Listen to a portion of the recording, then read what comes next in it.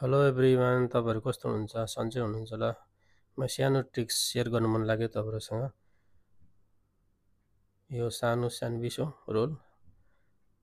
यो नानीहरुलाई पनि बनाएर दिनुस्, नानीहरु ह्याप्पी हुन्छ है। र यसमा फोल्ड गरेर चीज हाल्नुपर्ने हुन्छ। चीज हालेर यो टमाटर मेयोनेज मिक्स सस हो, यो स्पाइसी सस। नानीहरुले खाएन भने स्पाइसी सस नहाल्दा पनि हुन्छ। यसो फोल्ड गरेर रोल गरेर कटिङ गरेर नानीहरुलाई दिनुस्, एकदम ह्याप्पी हुन्छ नानीहरु पनि। तपाईलाई कस्तो लाग्यो भिडियो? लाइक कमेन्ट गर्नुहोस् अनि यसरी बनाएर दिनुस् नानीहरुलाई। म टेस्ट गर्छु है। एकदम मिठो भएछ।